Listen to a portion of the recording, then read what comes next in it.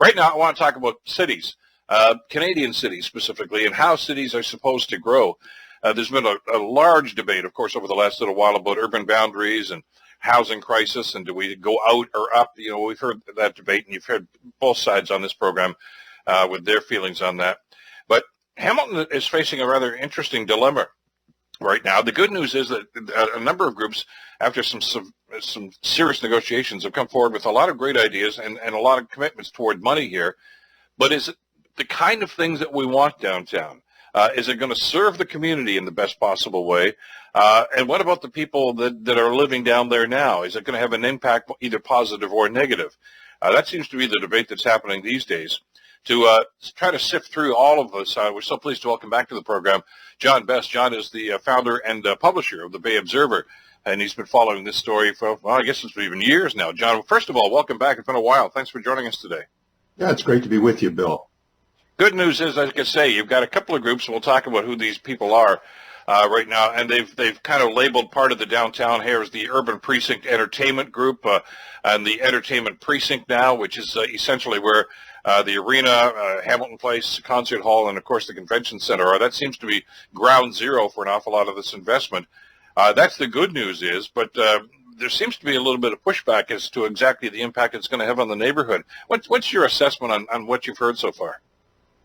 Well, I think what triggered this was this really very comprehensive article in The Spectator on the weekend that really, just laid out the whole issue. And basically what the article was saying is that we have a number of social service agencies operating in the downtown core, the most visible one being the Booth Center, which is right across the York Street from the arena.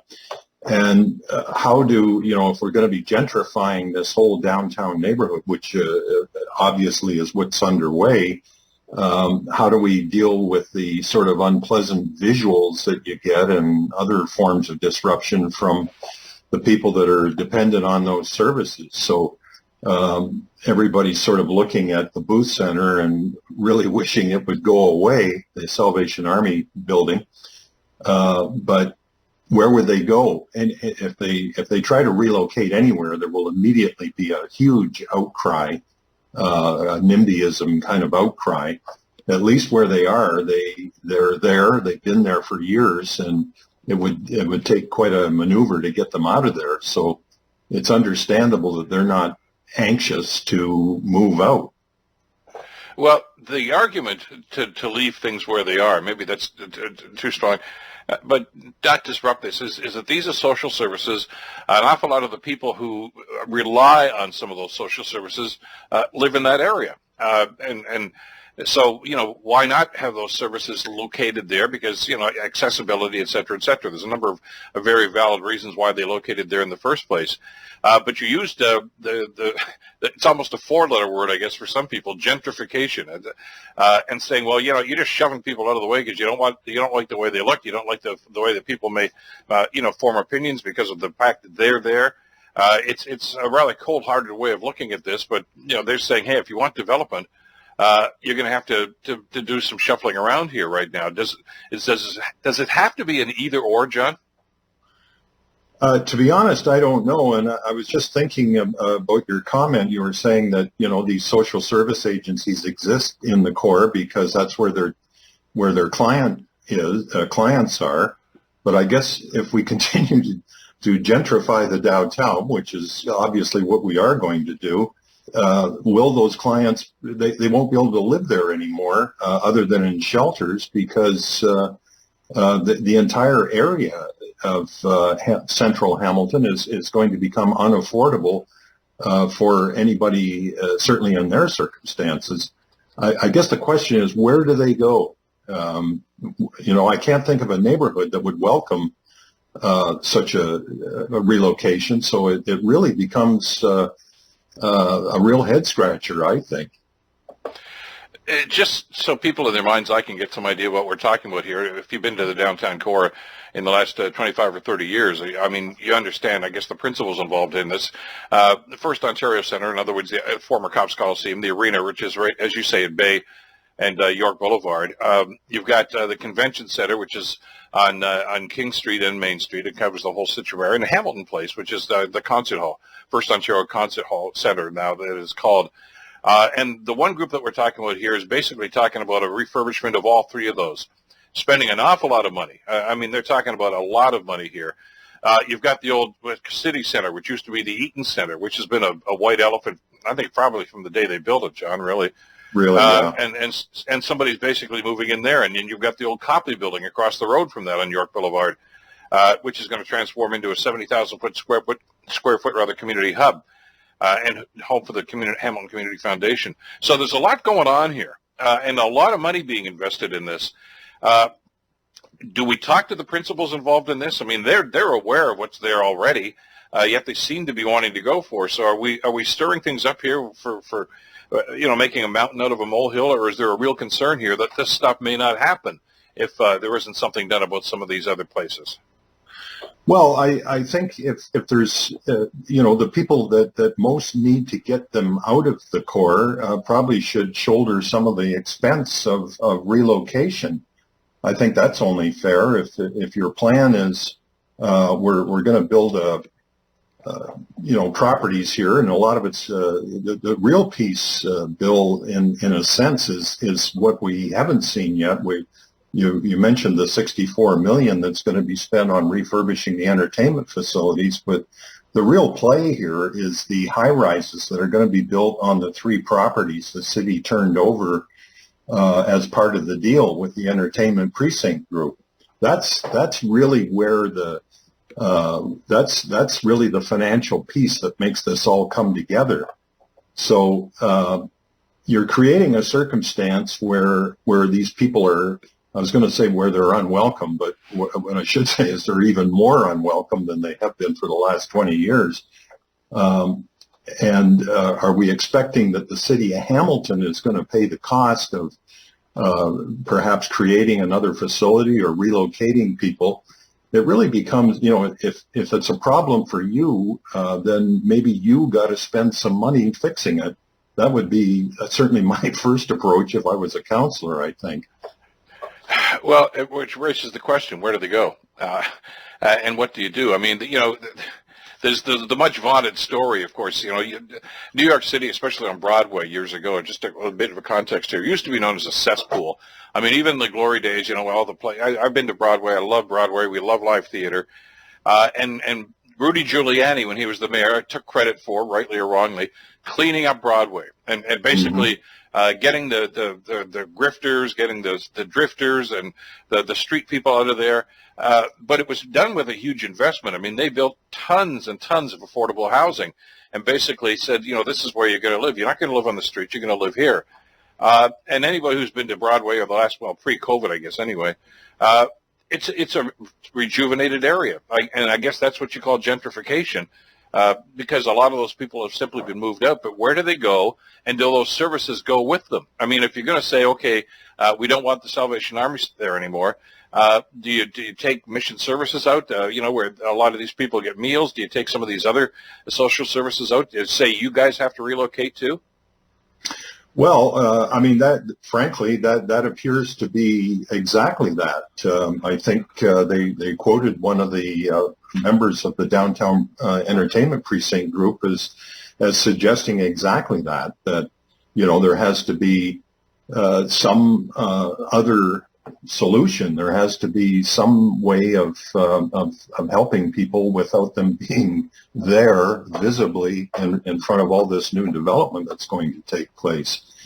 And, it really raises a big issue of exactly, I think part of the problem here, Bill, is that we really don't have, at least I haven't seen a coherent affordable housing strategy of any sort that I can see. By and large, it doesn't exist. That's why. Yeah, well, that's the other problem. But to create affordable housing, obviously, you'd have to get into things like to make it affordable, then you have to do something about land costs, and so you'd be utilizing public land, that sort of thing. But I don't see any strategy. We seem to be just sitting around waiting for the developers to come up with these ideas, and then they'll tell us that, well, we're going to put 5% affordable housing in. And that's just like a magic wand. You say the word, like Groucho used to say the magic word and you win $100. Any mention of affordable housing seems to put kind of a halo on these various projects. And I just think we need to be much more hands-on as a city. There's this issue of inclusionary zoning, which supposedly can mandate affordable housing as part of any of these high-rise projects. But, what does that mean? I don't see a policy. We seem to be, if we're, it's the developer that tells us how much affordable housing they're going to provide. And by and large, the answer has been, okay, thanks. And meanwhile, we're looking at, 200,000 people are supposed to come to Hamilton in the next 30 years. And because, we're not going to expand the urban boundary unless the province interferes. So, you're looking at, that's something like 400 high-rises. So I don't know how that's going to work, really. Or where it's going to work, for that matter, too. Or absolutely. You have to wonder about that. But your point's well taken. Years ago, I had a discussion with the developer that redid the Ottawa football precinct, Lansdowne Park. It's called the Lansdowne area. And, of course, the stadium there was sort of like Hamilton's old Ivor Wynne Stadium. It was tired, and it was certainly falling down and needed a repair. And I talked to those guys about that. I ran into them in a meeting in Montreal, as it turned out. But anyway, long story short, they said, you know what, the stadium is gravy. That's a throw-in for us. The money is in the commercial and residential development. And anybody who's been there has seen that's where it is. I mean, there's towers all the way around where that stadium is right now. And that's what they're looking for. And I'm sure that's what's going to be happening in downtown Hamilton, too. There's an investment in the arena. That's great. And something to do with the convention center. That's going to be fabulous.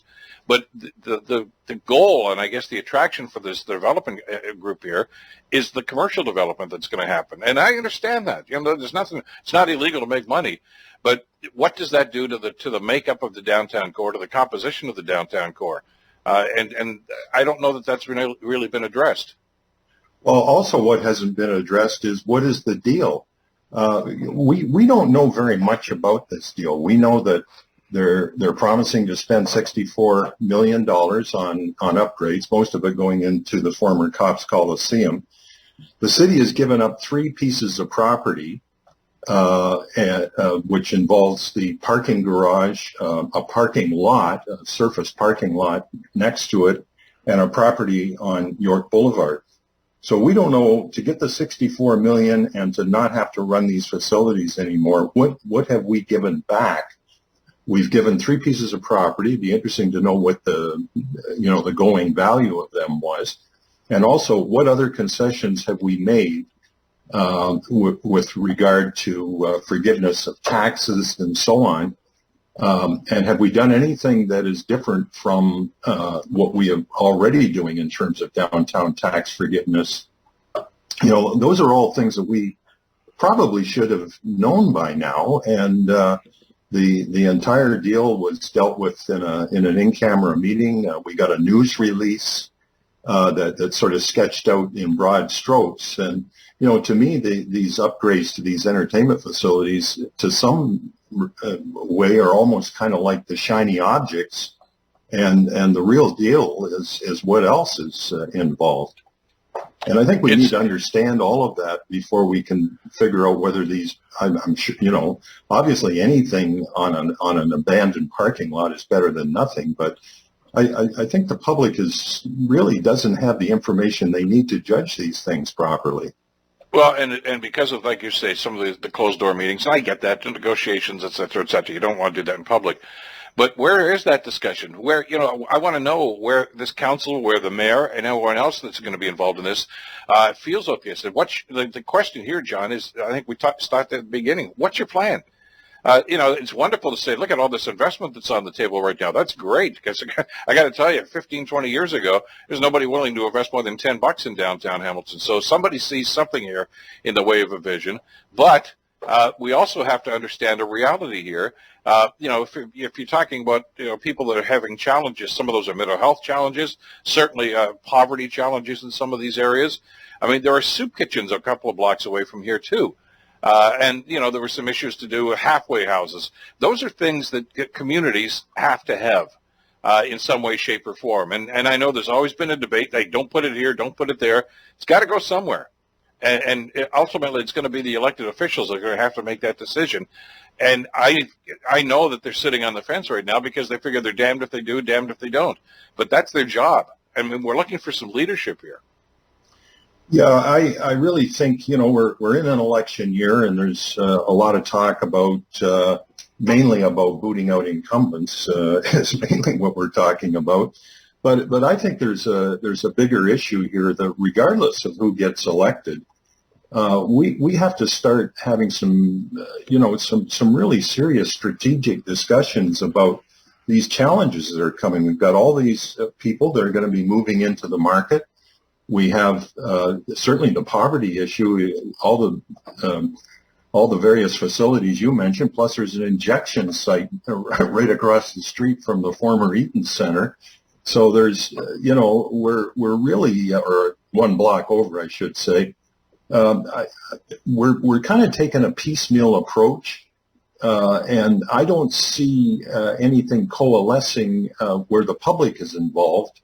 Essentially, we find out about it when applications are made to the planning department.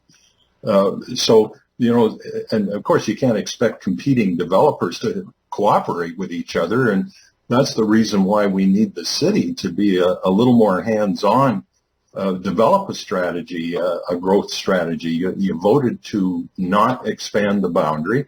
That's fine. So now what? I don't hear any discussion about that. Maybe I think there was a staff report that's tried to tackle what the city will look like without urban boundary expansion, but I don't see the public here at all in any of this, and maybe it's a COVID issue. I'm not sure, but it strikes me that we got some very serious growth challenges in front of us, and I don't see anybody taking charge of it. Well, yeah, and because of the council decision, as you say about urban boundary, essentially, one of the conclusions there is, okay, we're all going to be in this group. We're not, we got to do more than just get along. We have to have a plan to decide what's going to go, what services are going to be there, and how this is going to be funded, and the impact it's going to have. I know there are some people that never wanted to go to a hockey game at Copps Coliseum because they didn't want to go out on New York Boulevard and see some of the people that might be hanging around the Salvation Army. I mean, and there were some violent episodes there years ago. I haven't heard of any lately. I hope that means they're under control. But those are all issues that have to be part of this conversation. We can't just, pie in the sky and say everything's going to be fine. As soon as we build these things out, it's going to be a great downtown. I hope it is. And they want to have, more places like Hess Village, where there can be bars and outdoor patios. Sounds wonderful. But what are you going to do with the people that are already there? And they have not answered that yet.